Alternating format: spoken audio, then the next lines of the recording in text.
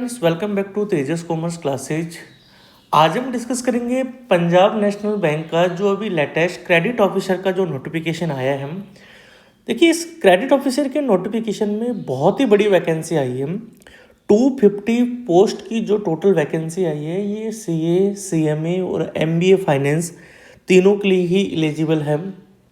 और as a credit officer PNB bank में काम करना बहुत ही एक अच्छी रेपुटेशन वाली जॉब होती है। और करियर ग्रोथ के हिसाब से भी देखें तो पीएनबी की क्रेडिट ऑफिसर जॉब काफ़ी अच्छी है। ठीक है, तो पूरे नोटिफिकेशन को डिस्कस करते हैं। और बैंक का जैसे आपको पता है कि बहुत फास्ट रिक्रूटमेंट होता है, कि इनका पूरा शेड्यूल फिक्स होता है, कब एग्ज़ाम होगा, कब रिजल्ट आएगा, कब क्या होगा, सब कुछ चीज़ें पहले से ही प्री प्लान्ड होती हैं। और पूरा जो नोटिफिकेशन है 4 से 5 महीनों में कंप्लीट हो जाता है। तो अगर आप किसी भी बैंक या पीएसयू की प्रिपरेशन कर रहे हैं और अभी रिसेंटली अगर आप सीए या सीएमए क्वालिफाइड हुए हैं, तो ये नोटिफिकेशन आपके लिए बहुत ही हेल्पफुल होगा। और रिसेंटली जो आपने अभी पढ़ाई की है, जो सीएमए में या सीए में जो पढ़ाई की है, उसका वेटेज ज़्यादा होते हुए आपके लिए एग्ज़ाम क्रैक करना बहुत आसान होगा। ठीक है, चलिए नोटिफिकेशन को देखते हैं। सबसे पहले फॉर्म ओपनिंग डेट इन्होंने दे दिया है, 3 मार्च से फॉर्म चालू हो चुके हैं। क्लोजिंग डेट दे दिया है 24 मार्च, यानी आपको टोटल जो है वो 21 दिन का टाइम मिलेगा, 21 डेज का। ठीक है, tentative date of online test इन्होंने बता दिया कि अप्रैल या मई में, यानी अप्रैल के एंड या मई का बिगिनिंग, उसमें आपका एग्ज़ाम होगा। ठीक है, तो आप मोस्टली आप अप्रैल मान के चलिए लास्ट में। ठीक है, बाकी की प्रोबेबिलिटी मई में जाती है तो बहुत ही अच्छी बात ही है। चलिए वैकेंसी की बात करें तो ऑफिसर क्रेडिट इस टोटल जो 8 जो इन्होंने वैकेंसी दी है, उसमें हमारे लिए काम की जो है वो ऑफिसर क्रेडिट की है। अगर स्केल की बात करें तो जूनियर मैनेजरियल स्केल है, टोटल वैकेंसी है 250। स्केल ऑफ जो पे है वो आपकी 48,480 से स्टार्ट होगी, यानी 48,480 आपकी बेसिक रहेगी। फिर 2,000 के 7 आपको इंक्रीमेंट मिलेंगे, फिर आपकी बेसिक हो जाएगी 62 हो जाएगी।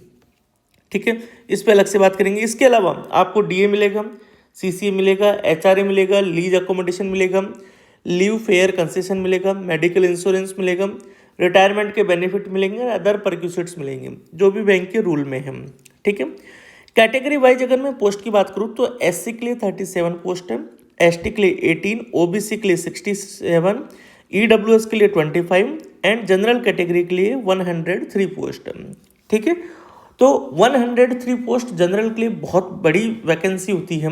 और शायद या तो कैसी ऑल इंडिया में आया करती है, जो कि इस बार भी नहीं आएंगी इस तरह की वैकेंसी उसमें भी, या फिर बैंक्स में आती है। तो बैंक्स में भी ये ऑफिसर क्रेडिट लेवल पे ही इतनी अच्छी पोस्ट आती है। और 250 तो बहुत ज़्यादा है, मतलब कि किसी बैंक ऐसी वैकेंसीज नहीं निकालता है। बहुत कम बैंक होते हैं जो 100-150 तक निकालते हैं, लेकिन पीएनबी ने 250 निकाली है। तो ये आपके लिए अच्छी बात है, कंपटीशन आपके लिए क्रैक करना इजी रहेगा थोड़ा। For all post candidate willing to serve anywhere in India need to apply, यानी मतलब आप चाहते हो कि हिंदुस्तान में, इंडिया में कहीं पे भी आप जॉब कर सकते हैं, आप कंफर्टेबल है किसी भी एरिया में काम करने के लिए, तो आपके लिए पीएनबी बेस्ट है।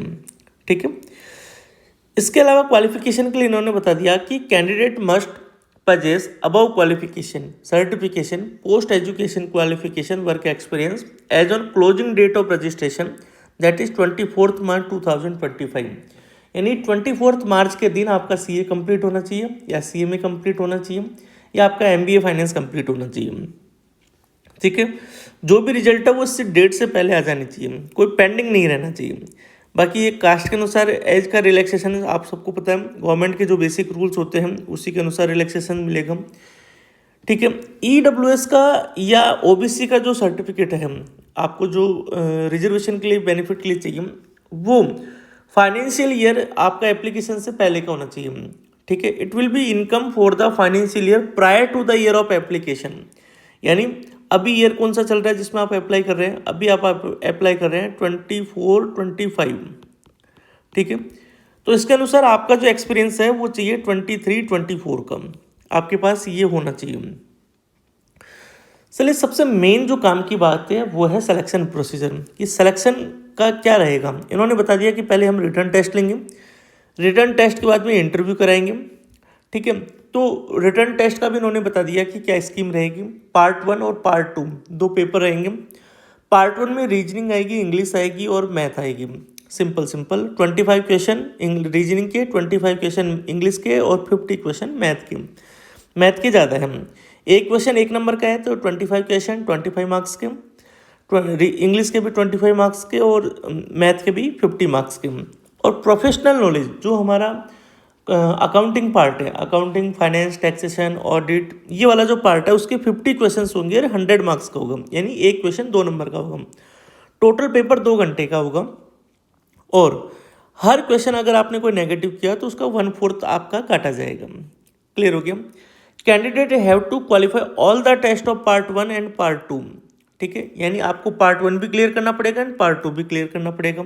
ठीक है, पार्ट 2 तभी आप क्लियर कर पाओगे। Professional knowledge test will be evaluated only for those candidate who qualify in each paper in part 1। यानी पार्ट 1 की इंडिविजुअल कट ऑफ क्लियर होनी चाहिए, रीजनिंग की कट ऑफ अलग से क्लियर होनी चाहिए, इंग्लिश की कट ऑफ अलग से क्लियर होनी चाहिए, मैथ की कट ऑफ अलग से क्लियर होनी चाहिए, तभी आपका पार्ट 2 चेक किया जाएगा। अदरवाइज पार्ट 2 आपका चेक ही नहीं किया जाएगा।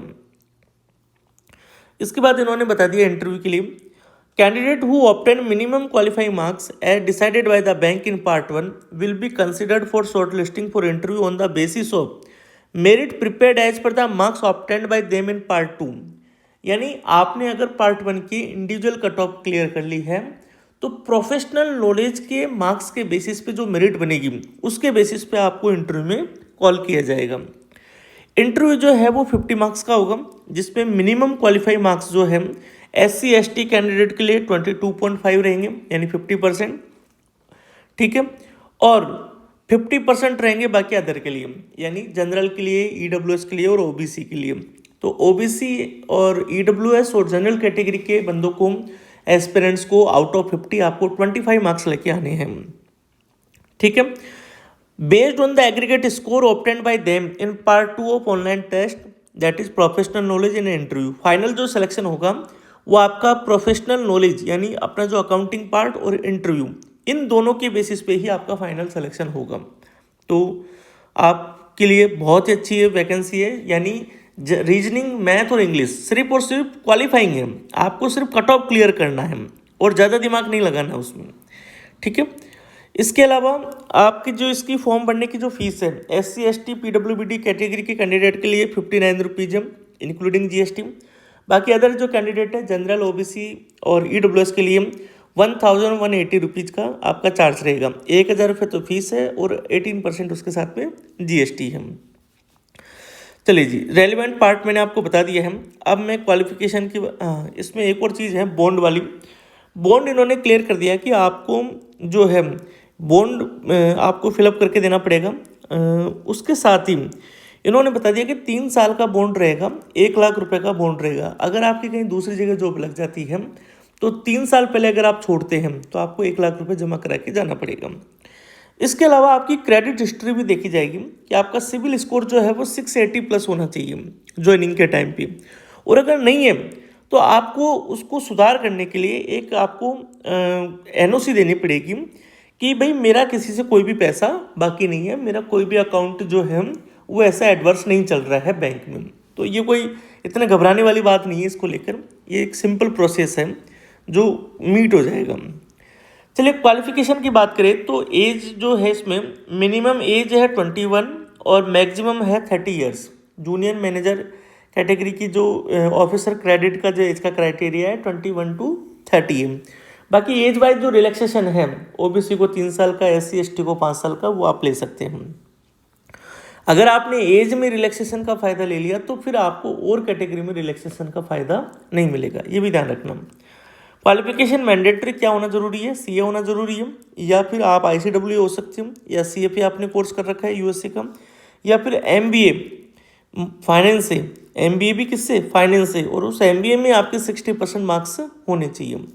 एक्सपीरियंस की कोई ज़रूरत नहीं है, कोई एक्सपीरियंस नहीं है, नील एक्सपीरियंस है। जो प्रोफाइल जो आपको बताई दी है कि क्रेडिट से रिलेटेड आपको काम करना पड़ेगा वहाँ पे, जो लोन्स के प्रपोजल्स आते हैं, लोन सैंक्शनिंग अथॉरिटी के पास में जो चीज़ें आती हैं, ठीक है। प्रोजेक्ट फाइनेंस से रिलेटेड जो चीज़ आती है उसको आपको इवेल्युएट करना पड़ेगा कि जो बैंक के पैरामीटर्स पे, ठीक है।